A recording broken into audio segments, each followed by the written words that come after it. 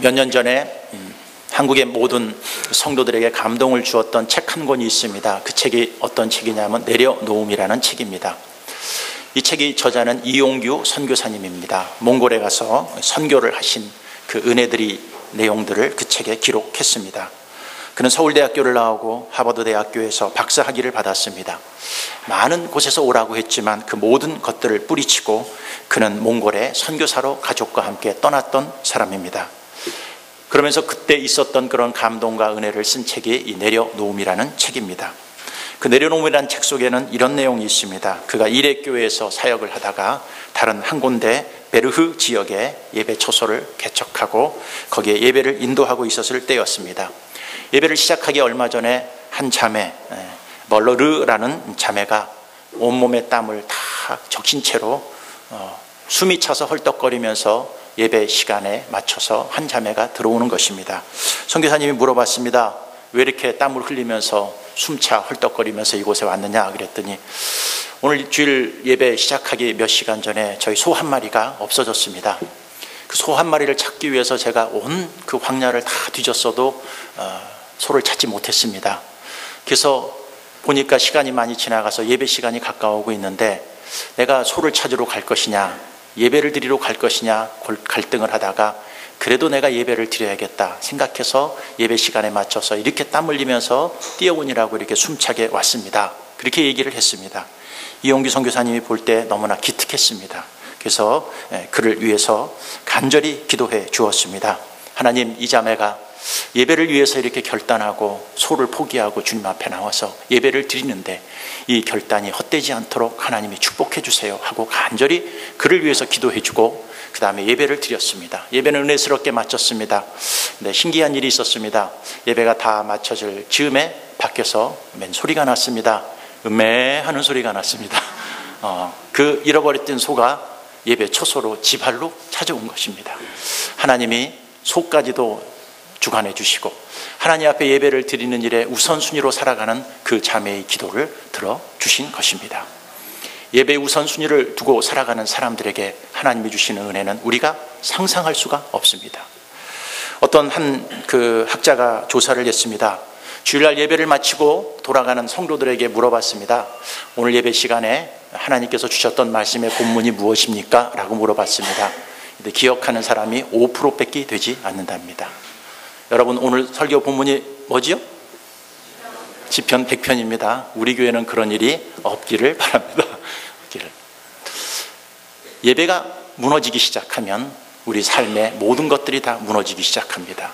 그러나 예배가 회복돼서 하나님 앞에 찬송과 영광을 돌리는 일이 다시 회복되기 시작하면 우리가 상상할 수 없는 하나님의 축복이 우리에게 임재하는 것을 볼 수가 있는 것입니다. 오늘 시편 기자는 그 은혜를 받은 사람입니다. 그래서 하나님을 찬송하고 영광을 돌리는 이 예배의 자리에 온 그 감격과 은혜가 너무 기뻐서 한 편의 시를 하나님 앞에 올려드립니다. 그게 바로 오늘 시편 100편입니다. 오늘 우리는 항상 드렸던 예배보다도 첫 주는 하나님 앞에 좀 새로운 예배를 한번 드려보자. 성경에 보면은 새 노래로 하나님께 찬양하라 그랬다. 근데 하나님은 이렇게 늘 새로운 것으로 하나님께 영광 돌리고 찬양하는 것을 기뻐하신다면 우리가 예배를 드리는 데 있어서도 한번 새 예배로 하나님 앞에 드려보자. 우리가 그동안 드렸던 예배의 순서는 20년이 넘도록 똑같은 순서를 갖고 드렸었습니다. 물론 그 예배 순서가 틀렸다는 것은 아니지만 우리도 한번 새로운 예배로 색다르게 하나님 앞에 예배를 드리면 하나님이 얼마나 좋아하실까. 그런 마음을 갖고 오늘 시편 100편을 통해서 우리가 예배 순서만 바꾸는 게 아니라 예배 드리는 사람의 자세도 다시 한번 도전을 받고 회복해야 될 그런 은혜가 있기를 소망하면서 오늘 이 말씀을 나누기를 원하는 것입니다. 첫 번째 생각할 수 있는 게 있습니다. 이 세상에 온 세상은 예배자라는 것을 알아야 됩니다. 오늘 시편 100편 1편을 한번 보여주시기 바라겠습니다. 1편 우리 같이 한번 읽겠습니다. 온 땅이여 여호와께 즐거운 찬송을 부를지어다. 온 땅, 온 세상은 여호와께 어떻게 해요? 즐거운 찬송을 불러야 됩니다. 우리 예배 때 나와서 하나님 앞에 하는 게 뭡니까? 찬양하고 하나님께 영광을 돌리는 게 뭡니까? 예배입니다. 예배. 근데 온 땅은 즐거이 하나님 앞에 찬송을 드려야 되는 것. 왜 이렇게 하나님 앞에 찬송을 드려야 될 것이 온 세상이 이럴까요? 하나님은 이 온 세상을 창조하셨고 그 찬송한 모든 피조물이 하나님을 찬송하도록 만들어 놓은 것입니다. 그렇다면 우리들도 신앙생활을 하는 데서 가장 중요한 것들이 무엇일까요? 이사야서 43장 21절 우리 한번 같이 읽겠습니다. 이 백성은 내가 나를 위하여 지었나니 나를 찬송하게 하려 함이니라. 이 백성은 내가 누구를 위해서 지었어요? 나를 위해서 지었. 나는 누굽니까? 하나님 자신을 위해서 지었나니 나를 어떻게 하게 해요? 찬송하게 하려 함이니라. 하나님이 여러분들을 창조하셨습니다. 왜 창조하셨습니까? 하나님이 여러분들을 십자가의 보혈로 구원시켜서 하나님의 자녀 삼아주셨는데 여러분 왜 구원시켜 주셨습니까? 누구를 위해서? 하나님을 위해서. 무엇하다로? 찬송하고 그분께 영광을 돌리고, 지금으로 말하면 뭐예요? 하나님 앞에 찬양과 영광을 드리는 그 예배자로 우리를 불러주셨다는 것을 우리는 알아야 되는 것입니다. 우리가 신앙생활을 합니다. 신앙생활을 하면서 우리가 건너뛰어야 될 것인데 이 건너뛰지 못하는 그 마지막 우리 신앙에 좋지 못한 모습들이 있습니다. 그것은 뭐냐면 신앙생활을 하는 사람들이 초기에는, 신앙이 약한 초창기에는 누구를 위해서 하느냐 하면 나를 위해서 합니다. 내가 병들어서, 내가 문제가 있어서, 내가 복받기 위해서, 내 자식들이 잘 되기 위해서, 내가 은혜 좀 받기 위해서, 내가 성령 충만하기 위해서. 그게 성령이 충만하든 세상적인 것이든 초점이 전부 다 어디에 가 있느냐 하면 나에 가 있습니다. 나에. 네. 내가 잘 돼야 된다. 내가 은혜 받아야 된다. 내가 복 받아야 된다. 내 자식이 잘 돼야 된다. 여기에 초점이 맞춰서 신앙이 초창기를 시작합니다. 그러나 여기에 머물러 있는 신앙은 절대로 뛰어넘을 수 없습니다. 나 중심의 신앙에서 누구 중심으로 가야 됩니까? 하나님 중심으로 가야 됩니다. 내가 왜 예수를 믿고 구원을 받았느냐? 내가 잘 되고, 내가 은혜 받고, 내가 회복되고, 내 자식들이 잘 되고를 넘어서서 하나님이 나를 위해서 창조되었고 그분을 찬송하기 위해서 우리를 구원시켰다면 우리의 목적이 누구로 가야 돼요? 하나님으로 가야 됩니다. 하나님. 내가 잘 되든 잘 되지 않든, 내가 복을 받든 복을 받지 않았든, 내 삶에 고난이 있든 고난이 없든, 내가 축복을 받았든 축복을 받지 않았든 더 중요한 게 누구예요? 하나님을 위한 것이라. 하나님. 제가 지난주에 그런 얘기를 했습니다. 하나님이 어떤 분이냐? 우리의 고난을 해결해 주시는 분이시다. 근데 그것만 갖고 있으면 신앙은 반쪽짜리 신앙이다. 우리가 고난이 있으면 하나님께 기도하면 하나님이 우리의 기도를 들어주셔서 우리 고난을 해결해 주시는 분 맞습니다. 근데 하나님은 뭐냐면 그 고난 가운데도 우리와 어떻게 해요? 함께 계시는 분이라는 거예요. 하나님. 고난 가운데도 함께 계시는 그 하나님을 만나서 고난이 있든 없든 그 하나님 한 분만으로 만족하고 감사하는 신앙, 이게 성숙한 신앙이라는 거예요. 나 때문이 아니라 내가 기분 좋으면 할렐루야, 내가 기분 나쁘면 에이, 내가 복 받으면 할렐루야, 내가 복 받지 않고 고난과 어려움이 있으면 에이, 이러고 살아가는 건 신앙이 아니라 그거와 상관없이 하나님을 향해서 찬송하고 영광 돌리고 그분께 예배하고 우리의 삶과 상관없이 나를 창조하신 그분을 위해서 영광과 존귀와 찬송을 드리며 살아가는 것, 그게 신앙의 목적이라는 것입니다. 그래서 고린도전서 10장 31절에는 이렇게 얘기합니다. 같이 읽겠습니다. 그런즉 너희가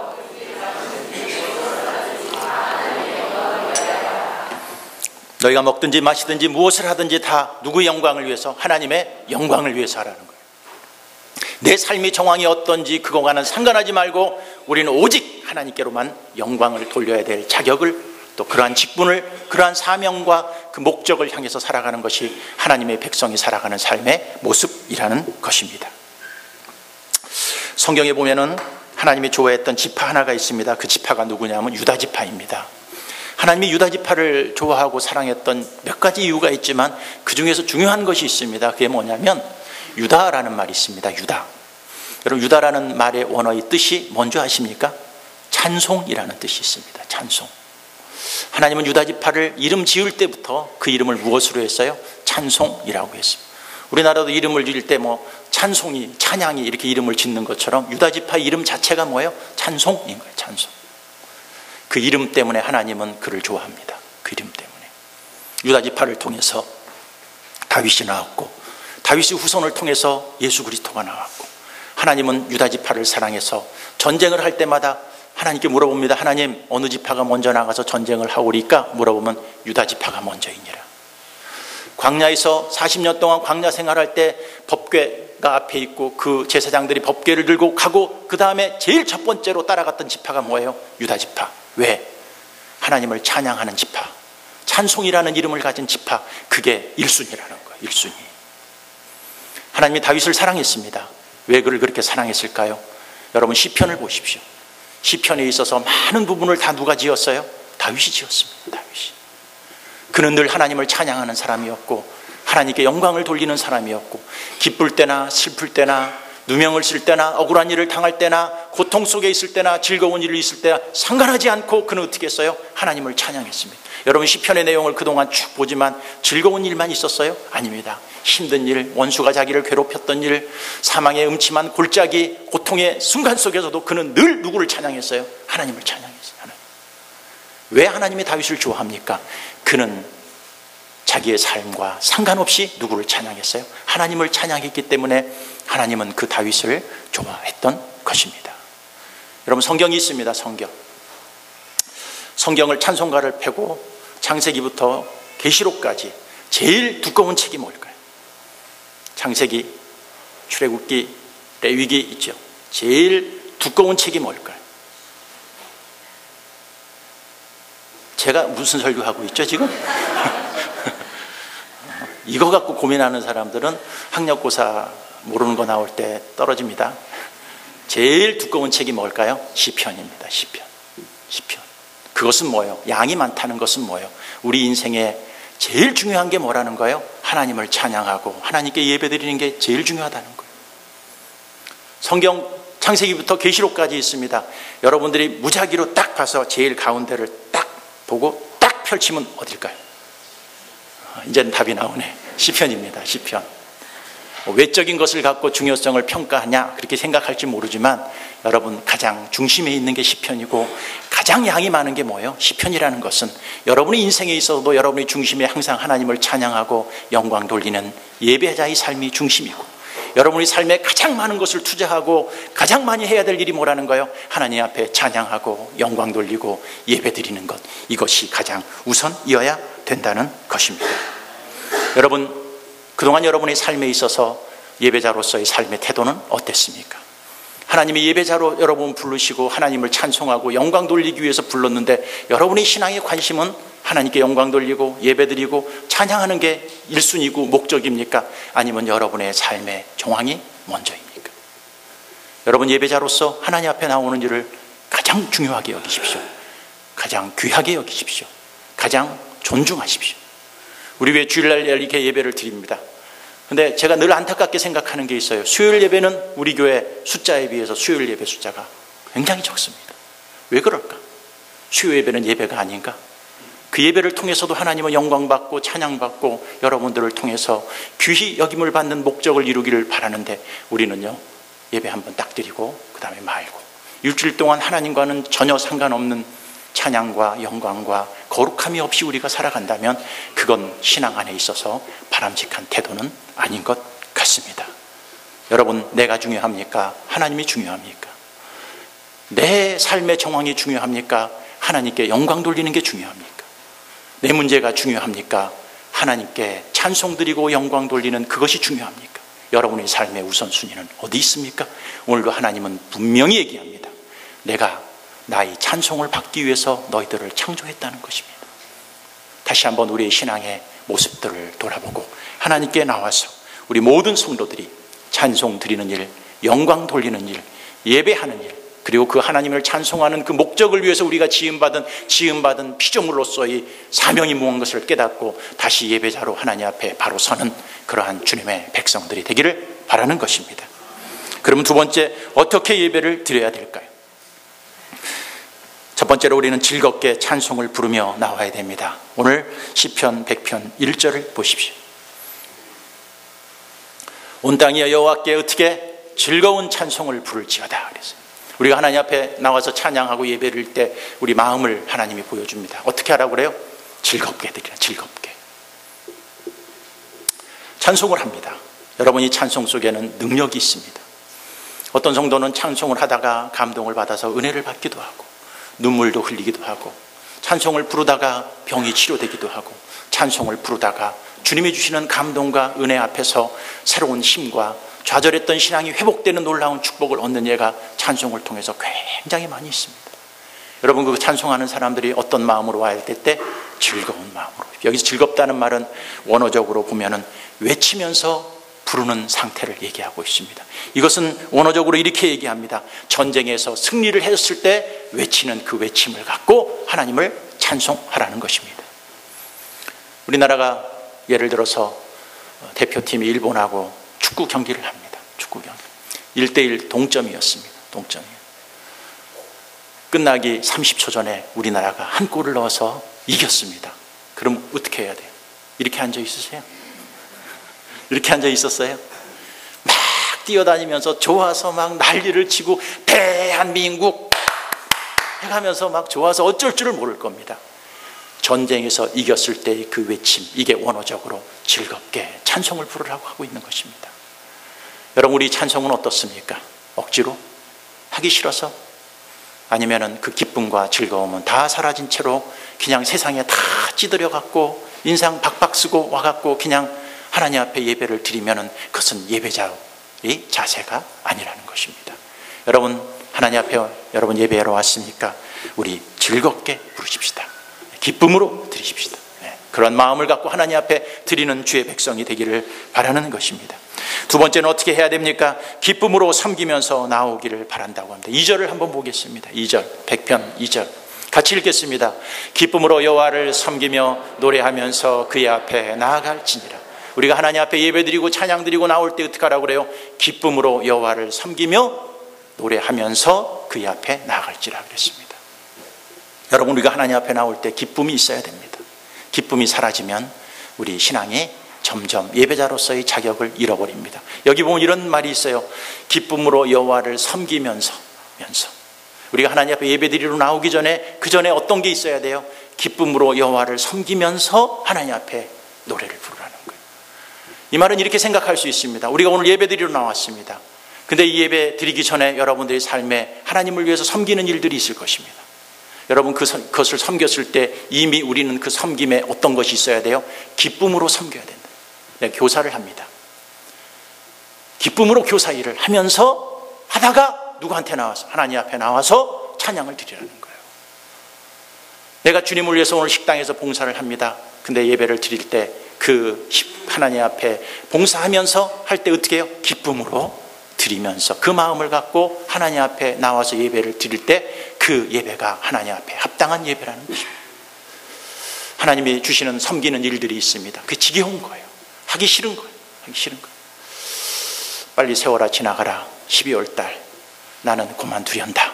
이 목적을 갖고 그때만 기다리면서 이 예배를 드리는 사람이 있어요. 여러분, 그 예배를 하나님이 받아주실까요? 하기 싫어서 억지로 그냥 어떻게 하면 이 일 하기 싫을까? 떼낼까?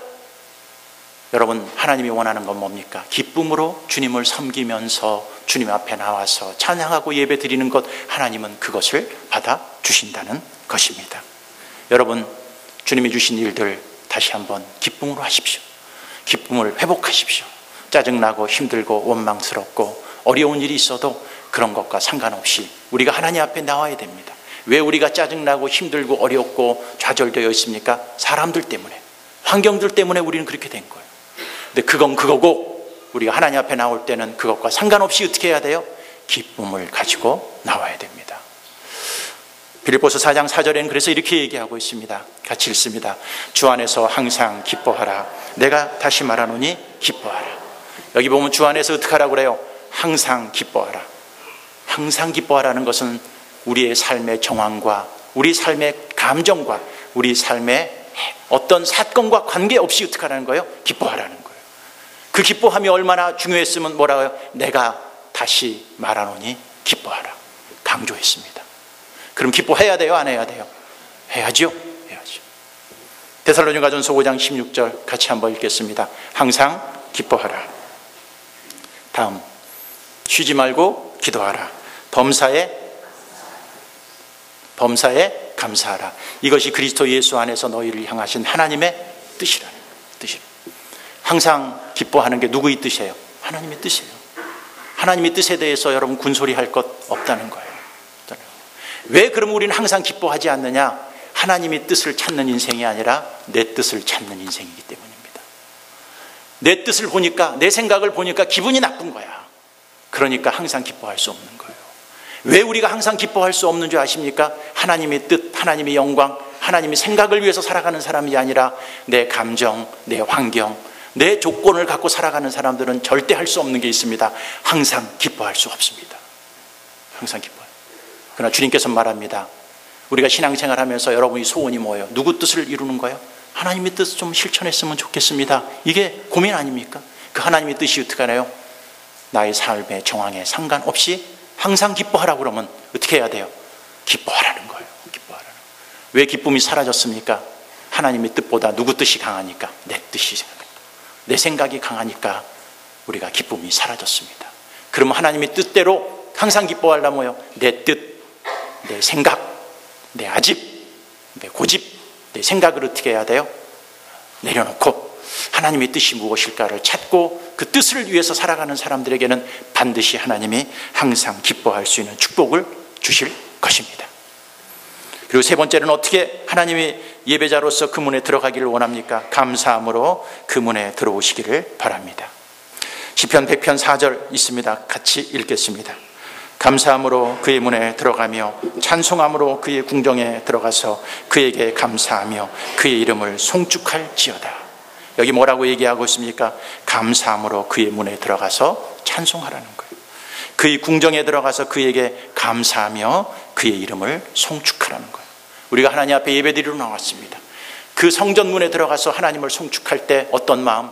감사하라는 거예요. 감사. 이 세상에는 두 종류의 사람이 있습니다. 하나는 감사하는 사람입니다. 또 하나는 감사를 하지 않는 사람들입니다. 성경에 보면은 10명의 문둥병자가 있었습니다. 예수님을 만나고 그들이 예수님한테 우리를 좀 불쌍히 여겨달라고 부탁을 해서 예수님이 그 10명의 문둥병자들을 치료해 주었습니다. 우리가 잘 아는 사건입니다. 예수님이 말했습니다. 너희 몸이 나은 것을 제사장한테 보여줘라. 보여줘라. 그러니까 이들이 너무 좋았어요. 기뻤어요. 자기 문둥병이 고쳐지고 제사장한테 보여서 고쳐진 것들을 보여주라는 그 기쁨의 소식을 갖고 제사장한테 10명이 다 달려갔습니다. 근데 그 중에 한 명이 내가 놓친 게 하나 있구나. 내가 하나님께 영광을 돌리고 감사해야 되는데 그걸 놓쳤구나 하고 그 중에 한 사람이 돌이킵니다. 그리고 예수님한테 와서 하나님께 영광을 돌립니다. 그리고 예수님한테 감사합니다. 감사합니다. 고맙습니다. 표시를 합니다. 그때 예수님이 물어봅니다. 그 9은 어디 갔느냐? 그렇습니다. 어디 갔느냐? 그 9이 뭡니까? 감사를 잃어버린 사람들이. 하나님 앞에 신앙생활 하는 사람들이 있습니다. 10명이 있으면은 9명은 감사를 잃어버렸습니다. 감사를 회복하는 사람, 그 한 사람이 예배자로서의 자격이 있는데 우리는 그 감사를 잃어버려요. 환경이 힘들다고, 삶이 힘들다고, 우리 안에 짜증과 원망과 불평의 소리는 많이 할지 몰라도 우리가 그 가운데서 감사를 잃어버리고 산다면 우리는 예배자로서의 하나님 앞에 나올 자격이 없는 것입니다. 아니 목사님, 감사할 일이 있어야죠. 감사할 일이. 사업이 다 망하게 하는데 감사할 일이 있어야 되죠. 이 가정이 이렇게 힘들고 어려운데 무슨 감사해요. 감사. 자꾸 이렇게 생각할 수 있습니다. 그러나 우리는 항상 신앙을 내 생각대로 하지 마세요. 성경은 어떻게 얘기하고 있느냐는 거예요. 고린도전서 1장 4절입니다. 우리 같이 한번 읽겠습니다. 그리스도 예수 안에서 너에게 주신 하나님의 은혜로 말미암아 내가 너희를 위하여 항상 하나님께, 내가 너희를 위하여 항상 항상 하나님께 감사하는. 기뻐하는 것도 항상 해야 되지만 감사도 어떻게 해요? 항상 하나님께. 근데 성경에서 감사하는 말을 찾아봤어요. 그랬더니요, 이 감사하는 말 앞에 반드시 붙는 수식어, 절대적인 것은 아닐지라도 감사하는 말 앞에 꼭 붙는 단어가 있어요. 이 부사가 있어요. 이 수식어가 있어요. 그게 뭐예요? 항상. 데살로니가전서 1장 2절 보십시오. 같이 읽겠습니다. 우리가 너희 모두로 말미암아 항상 하나님께 감사하며 기도할 때 너희를 기억함. 여기도 어떻게 해요? 항상 하나님께 감사하라. 데살로니가전서 2장 13절 보겠습니다. 같이 읽겠습니다. 이러므로 우리가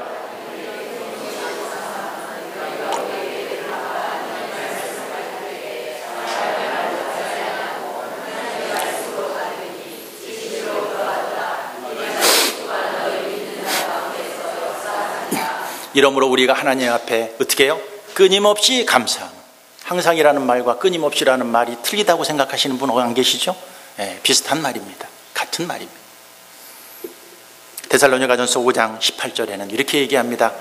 같이 읽겠습니다. 범사에 감사하라. 이것이 그리스도 예수 안에서 너희를 향하신 하나님의 뜻이니라. 범사, 어떤 일이든 상관하지 않고, 우리 삶 속에 있는 무슨 일이든 상관하지 않고 하나님은 어떻게 하라고 그래요? 감사하라 얘기하고 있습니다. 데살로니가 후서 1장 3절 같이 읽겠습니다. 형제들아, 우리가 너희를 위하여 항상 하나님께 감사할지니 이것이 당연하면 너희 믿음이 더욱 자라고 너희가 다 각기 서로 사랑함이 풍성하며. 형제들아, 우리가 너희를 위하여 항상 하나님께 감사할지니 이것이 어떻게 해요? 당연하다는 거예요. 당연하다는 거예요. 에베소서 5장 20절 보겠습니다. 같이 읽겠습니다. 범사에 우리 주 예수 그리스도의 이름으로 항상 하나님 아버지께 감사하며.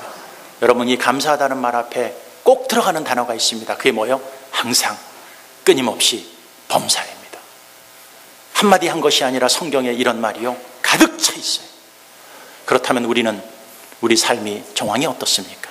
지금 여러분의 삶의 현장이 어떻습니까? 그리고 여러분이 살고 있는 지금 마음이 어떻습니까? 그리고 여러분이 살고 있는 삶에 있어서 어떤 문제, 어떤 사건이 어떻습니까? 그것과 상관없이 어떻게 하라는 거예요? 항상 하나님께 감사하는 것. 그게 예배자이고 그게 신앙생활을 하는 사람들이 삶의 모습이라는 것입니다. 감사가 잃어버렸습니까? 오늘도 분노와 원망과 짜증과 헛된 마음을 갖고 이곳에 왔습니까? 우리가 예배자로서의 삶을 회복하지 않으면 우리 신앙은 점점 떨어질 수밖에 없습니다. 오늘 이 예배 가운데 하나님이 여러분들을 보고 계십니다. 그리고 여러분 이 예배를 통해서 누굴 만나기 위해서 왔어요? 하나님 만나기 위해, 성도들 만나기 위해서 온 것은 두 번째, 세 번째입니다. 저 만나러 온 것도 두 번째, 세 번째입니다. 여러분 이 시간에 하나님이 계십니다. 그리고 하나님이 여러분들을 만나길 원합니다. 그리고 하나님은 여러분들에게 올바른 예배자로서 이곳에 오기를 원합니다. 기쁨을 잃었습니까? 기쁨을 회복하십시오. 이유가 없습니다. 감사를 잃어버렸습니까? 항상 감사하라고 그렇게 얘기했는데 우리가 감사를 잃었다면 다시 내 삶을 돌아보시고 어디에 감사가 잃어버렸는가, 하나님 앞에 잘못된 것들이 있으면 회개하고 돌이켜서 다시 감사를 회복해서 예배의 자리로 오시기를 바라는 것입니다. 에베소서 5장 4절 우리 같이 읽겠습니다. 누추함과 어리석은 말이나 희롱의 말이 마땅하지 아니하니 오히려 감사하는 말을 해라. 누추한 말, 어리석은 말, 희롱의 말 마땅치 않다. 오히려 우리가 감사하는 말을 하라고 주님께서는 말씀하고 있습니다. 디모데후서 3장 2절 같이 읽겠습니다. 사람들이 자기를 사랑하며 돈을 사랑하며 자랑하며 교만하며 비방하며 부요를 거역하며 감사하지 아니하며 거룩하지 아니하며. 뒤에 말세의 성도들이 특징이 나옵니다. 뭐라고 그래요?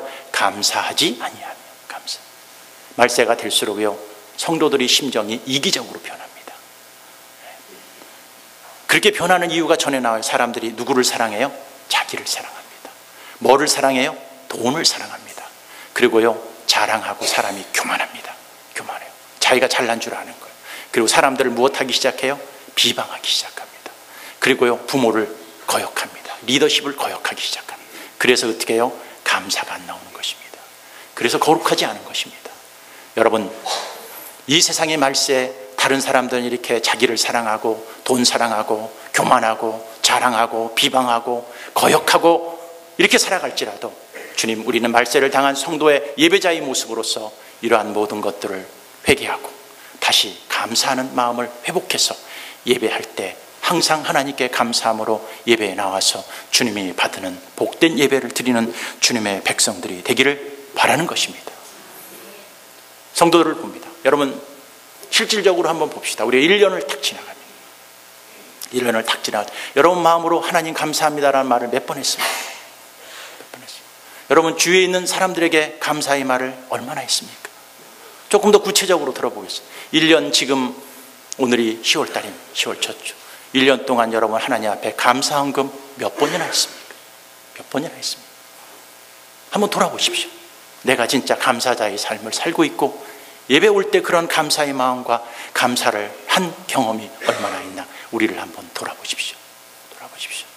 하나님은 지금 이 예배에 여러분 마음과 삶과 생각을 보고 있습니다. 여러분들을 책망하기 위한 것이 아니라 다시 그 감사를 회복해서 하나님이 원하는 예배자로 오기를 지금도 하나님은 바라고 있습니다. 여러분 내 생각을 내려놓으십시오. 내 아집도 내려놓으십시오. 내 중심적 생각도 내려오십시오. 그리고 하나님은 오늘 예배자로 하나님을 만나러 온 여러분들을 오늘도 긍휼히 여기며 그 예배자의 삶을 회복하며 하나님을 만나고 돌아가는 축복이 이 예배 가운데 있기를 바라는 것이 하나님의 심정이고 하나님의 마음이라는 것을 알아야 됩니다. 세 번째로 왜 예배를 드려야 됩니까? 시편 100편 3절에 이렇게 얘기합니다. 같이 읽겠습니다. 여호와가 우리 하나님이신 줄 너희는 알지어다. 그는 우리를 지으시니요 우리는 그의 것이니 그의 백성이요 그의 기르시는 양입니다. 왜 우리가 예배자로 이렇게 서야 됩니까? 여호와가 우리의 하나님이십니다. 그는 우리를 어떻게 했어요? 지으셨습니다.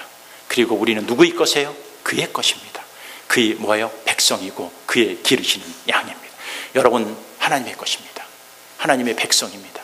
그리고 지금도 하나님은 여러분들을 어떻게 해요? 기르시고 계십니다. 돌보시고 계십니다. 그리고 여러분들은 누구 소유예요? 하나님의 소유예요. 그렇기 때문에 하나님께서는 여러분들이 예배자로서 이 소유된 백성으로서 하나님께 영광을 돌려야 될 자격이 있고 오늘도 하나님은 여러분들을 어떻게 해요? 돌보시고 계십니다. 기르시고 계십니다. 어떻게 돌보십니까? 신명기 32장 10절입니다. 같이 읽겠습니다. 여호와께서 그를 황무지에서 짐승이 부르짖는 광야에서 만나시고 호위하시며 보호하시며 자기의 눈동자같이 지키셨도다. 황무지에서 짐승이 부르짖는 그 험악한 광야에서 만나시고 호위하시고 보호하시고 자기의 눈동자같이 지키셨습니다. 눈동자가 있습니다. 눈동자. 우리 몸이 있는데 제가 봤을 때는 제일 많이 보호를 하는 우리의 몸의 지체 중에 하나가 뭐냐면 눈동자라고 봅니다. 티끌이 들어오면요 눈꺼풀이 깜빡깜빡합니다. 그리고 그 속에 뭐가 있어요? 눈물이 나와서 그걸 씻어냅니다. 눈썹이 있습니다. 겉눈썹도 있고 뭐도 있어요? 속눈썹도 있어요. 왜? 다 뭐 보호하는 거예요? 눈동자 보호하는 거예요. 어리석은 사람은 상처받지 마십시오. 이 속눈썹을 없애고 문신을 하시는 분이 있는데 여러분 비가 오면 그대로 들어갑니다. 땀 나면은 그대로 들어가서 눈이 쓰라립니다. 다 만든 이유가 있어요. 땀 나면은 비켜가라고. 뭐 보호하려고? 눈동자 보호시키려고. 눈동자. 눈꺼풀로, 속눈썹, 겉눈썹 이중으로 눈물로 뭘 보호해요? 눈동자를 보호해줘요. 근데 하나님이 누구를? 여러분들을 그렇게 보호해 주세요. 이중으로, 삼중으로, 사중으로 오늘도 하나님은 여러분들을 어떻게 해요? 보호하고 계세요. 보호하고 계세요. 그 보호해 주시는 그 은혜가 큰 사람들은 하나님의 예배자로 나올 때마다 누구에게 영광을 줘요? 하나님 감사합니다. 나를 이렇게 이중, 삼중, 사중으로 보호해 주셔서 오늘 여기 나가 이렇게 됐군요. 이사야서 43장 1절 같이 읽겠습니다. 야곱아 너를 창조하신 여호와께서 지금 말씀하시느니라. 이스라엘아 너를 지으신 이가 말씀하시느니라. 너는 두려워하지 말라. 내가 너를 구속하였고 내가 너를 지명하여 불렀나니 너는 내 것이라. 내가 물 가운데로 지날 때 내가 너와 함께 할 것이라. 강을 건널 때 물이 너를 침몰하지 못할 것이며 내가 불 가운데로 지날 때 타지도 아니할 것이요 불꽃이 너를 사르지도 못하리라. 1절 한번 볼까요? 야곱아 너를 창조하신 여호와께서 지금 말씀하시느니라. 이스라엘아 너를 지으신 이가 말씀하시느니라. 너는 두려워하지 말라. 내가 너를 구속하였고 내가 너를 지명하여 불렀나니 너는 내 것이라. 내 것이라. 여러분은 하나님의 소유입니다. 하나님께 소속된 사람입니다. 그리고 하나님이 여러분들을 지금도 돌보시고 보호해 주시고 기르신다면 그 하나님께 감사해서 여러분 삶이 어려워도 삶의 정황이 힘들어도 주님이 나를 돌보시고 기르시고 눈동자같이 보호해 주신다면 우리가 하나님 앞에 기쁨으로 감사함으로 당연히 나와야 되는 것입니다. 시편 100편 5절을 보겠습니다. 같이 읽겠습니다. 여호와는 선하시니 그의 인자하심이 영원하고 그의 성실하심이 대대에 미치리로다. 왜 우리가 하나님께 찬양을 할까요? 그는 선하십니다. 그 인자하심이 영원하십니다. 그의 성실하심이 대대에 미칩니다. 오늘 우리가 예배 가운데 왔습니다. 하나님이 여러분을 예배 가운데 초대해 주셨습니다. 그리고 여러분 마음속에 예배를 드려야 된다는 마음을 갖고 이 땅에 왔습니다. 그러나 우리는 어떻게 보면은요 예배자의 모습이 없습니다. 오늘 설교를 들어보니까 엉망이에요, 엉망이 아니에요. 엉망이죠. 감사함도 없고 기쁨도 없고, 그렇죠. 기쁨도 없고 하나님 앞에 올 때 허겁지겁 그냥 오고 온갖 인상과 온갖 그 원망과 불평과 짜증, 아이고 무슨 놈의 예배 순서는 또 바꾼다고 난리예요.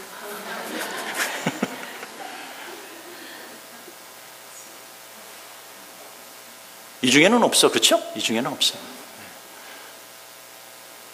아이고 또 11시야. 이놈의 일주일은 왜 이렇게 빨리 돌아와? 오늘은 예배만 드릴 마음 없어. 어제 우리 집사람하고 한바탕 했거든. 내가 지금 여기 온 것만 해도 감사하지 뭐. 우리는 왔습니다. 우리가 여기 예배자로 왔지만은 우리를 하나님이 진짜 속속깃이 들여다본다면 예배자의 자격이 있어요, 없어요? 없습니다. 오늘 설교를 들어보니까 감사한 마음도 없고 기쁜 마음도 없고 그래요. 그러나 우리가 예배자로 여기에 있어서 우리가 소망을 갖는 이유가 뭐예요? 여호와는 선하세요. 선하세요. 그 인자하심이 어떻게 해요? 영원해요. 오늘도 하나님이 여러분 예배자로 불렀습니다. 말씀을 듣고 여러분들에게 제가 혼내고자 하는 것이 아니라 마지막 결론이 뭡니까? 하나님이 오늘도 우리를 그런 자세와 그런 생각을 갖고 오지 않았을지라도 주님의 인자하심이 어떻게 해요? 영원합니다. 영원합니다. 오늘도 사랑으로 하나님은 여러분들을 다 품어주십니다. 용서해 주십니다. 용서해 주십니다. 그리고 뭐라고 해요? 그의 성실하심이 대대에 미치나. 오늘도 하나님 성실하다는 건 뭐예요? 뭐 하나를 하면은요, 하나님이요 끝까지 책임지고 할 때까지 좌우로 눈두르지 않고 그 소원과 꿈을 이룰 때까지 끝까지 하는데 그 성실하심이 어떻게 해요? 대대도록. 오늘 우리가 예배자로 여기 있는 이유가 뭘까요?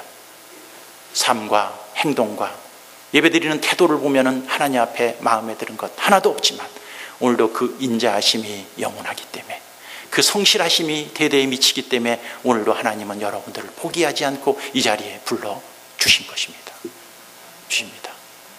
그리고 우리는 하나님이 원하는 게 있습니다. 다시 내가 원하는 예배자가 되어라. 다시 감사의 마음을 갖고 기뻐하는 마음을 갖고 하나님을 향하는 예배자가 되어라.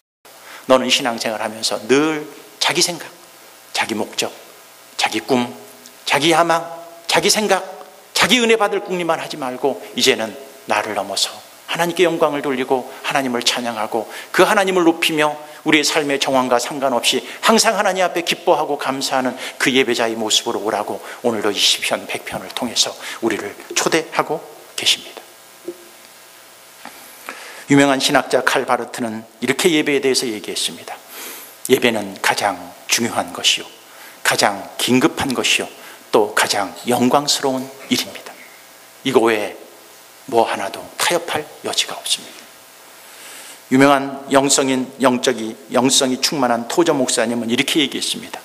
하나님께서 사람을 부르셔서 먼저 예배자로 만드시고 그 후에 일하는 자로 만드신다 그랬습니다. 하나님은 오늘도 먼저 뭐를 만들어요? 예배자로 만듭니다. 하나님을 향한 그 마음, 소원, 그 하나님께 영광을 돌리는 그 자세, 그 태도, 그것이 있은 다음에 일꾼으로 만들지. 그게 없는 사람을 일꾼으로 만들면 누구 생각대로 일하느냐 하면 자기 생각대로 일합니다. 하나님을 높이기 전에 내가 영광을 받으려고 그러고 내 얘기 많이 하려고 그러고 나 잘난 척 많이 하려고 그럽니다.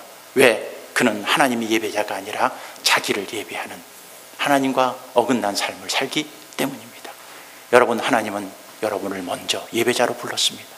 봉사하고 충성하는 게 먼저가 아니라 올바른 예배를 회복하는 게 먼저라는 것을 여러분들이 알기를 바라는 것입니다. 그런 마음을 갖고 예배하는 일에 최선을 다하는 사람들을 하나님은 축복해 주십니다. 미국에 음식점이 있습니다. 미국에 있는 음식점 중에서 돈을 제일 많이 버는 음식점이 어디일까요? 우리가 미국 음식점에서 전 세계 체인점을 갖고 돈을 많이 버는 곳이 생각나는 게 예를 들면 맥도날드, KFC 이런 데가 아마 돈을 제일 많이 벌지 않을까 이런 생각을 하는데 의외의 패스트푸드 음식점이 미국에서 1위를 지키고 있습니다. 그게 뭐냐면 칙필레라는 패스트푸드 음식점입니다. 제가 봤을 때 한국에는 진출하지 않은 것 같습니다. 미국에만 있는 것 같은데 맥도날드를 제쳤습니다. KFC를 제쳤습니다. 1년 매출이 5조랍니다. 5조. 햄버거 이런 닭튀김 이런 거 팔아갖고요, 미국에서만 5조의 수입을 올렸습니다. 근데 이 기업이 특별한 게 있습니다. 이 기업의 사장님이 아주 독실한 크리스찬입니다. 그래서 그는 이런 얘기를 합니다. 주일에는 예배 드려야 된다. 주일날은 문을 닫습니다. 여러분, 패스트푸드 음식점이 주일날 문을 닫으면요 매출이 툭 떨어질 겁니다. 근데 상관하지 않습니다. 우리는 예배 드려야 된다는 거예요. 예배. 그리고는 미국이 요새 동성애 법 막 통과시키고, 미국이 동성애 때문에 막 말이 많습니다. 여기는 동성애 반대하는데 막 지키고 번 돈 갖고요 그런 세상의 악, 세상의 잘못된 것들을 깨치는데 거기다 막 그래서 동성애자들이 절대로 가지 않는 음식점이 있습니다. 이 칙필레라는 것. 여기는 동성애자 반대하는 음식점이니까 안 갑니다. 장사 속에 있는 사람들은요 억지로라도 그 얘기 안 합니다. 왜?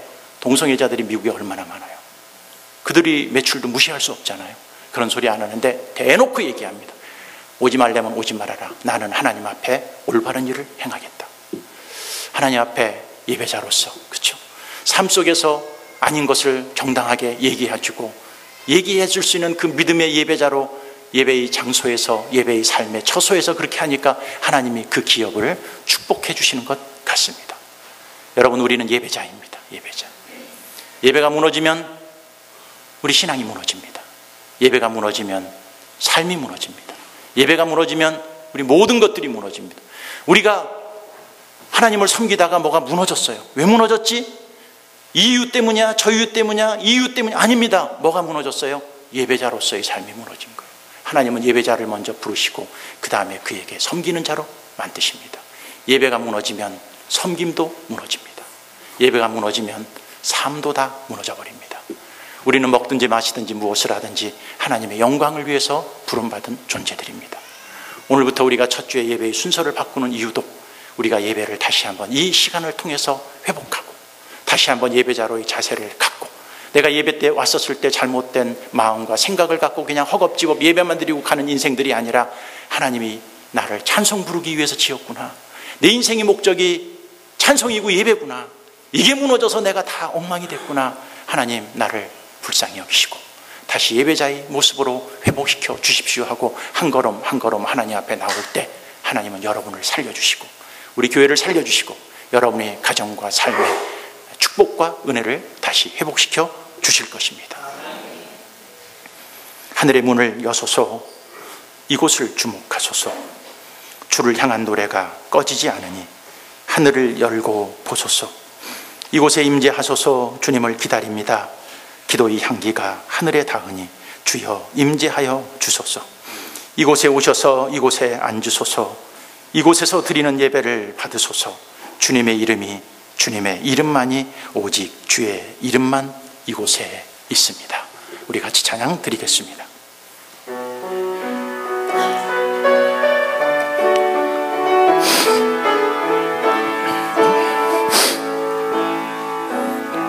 하늘의 문을 여소서. 이곳을 주목하소서. 주를 향한 노래가 꺼지지 않으니 하늘의 문을 여보소서. 이곳에 임재하소서. 주님을 기다립니다. 기도의 향기가 하늘에 닿으니 주여 임재하여 주소서. 이곳에 오셔서 이곳에 앉으소서. 이곳에서 드리는 예배를 받으소서. 주님의 이름이, 주님의 이름만이, 오직 주의 이름만 이곳에 있음. 하늘의 문을 여소서. 하늘의 문을 여소서. 이곳을 주목하소서. 주를 향한 노래가 꺼지지 않으리. 하늘을 열고 보소서. 이곳에 임재하소서. 주님을 기다립니다. 기도의 향기가 하늘에 닿으니 주여 임재하여 주소서. 이곳에 오셔서 이곳에 앉으소서. 이곳에서 드리는 예배를 받으소서. 주님의 이름만이 오직 주의 이름만 이곳에 있음. 이곳에 오셔서 이곳에 앉으소서. 이곳에서 드리는 예배를 받으소서. 주님의 이름만이 오직 주의 이름만 이곳에 있음. 이곳에 오셔서 이곳에 앉으소서. 이곳에서 드리는 예배를 받으소서. 주님의 이름만이 오직 주의 이름만 이곳에 있습니다. 이곳에 하나님이 계십니다. 그리고 여러분이 예배를 보고 계십니다. 우리가 그동안 예배를 어떤 태도, 어떤 마음을 갖고 드렸습니까? 기쁨이 사라진 예배, 감사가 사라진 예배, 원망과 짜증을 여전히 안고 드려왔던 예배, 기쁨으로 섬김이 없이 억지로 그저 시간만 때우는 식으로 하는 섬김을 갖고 예배자로 나왔었다면 하나님 용서해 주세요. 예배자로서의 삶이 무너져서 우리 인생의 삶도 무너졌습니다. 주님, 다시 우리가 이 예배를 회복하길 원합니다. 감사를 회복하게 해주세요. 기쁨을 회복하게 해주세요. 찬송을 회복할 수 있도록 성령님 도와주세요. 이 마음을 갖고 우리 합심으로 통성으로 기도하겠습니다.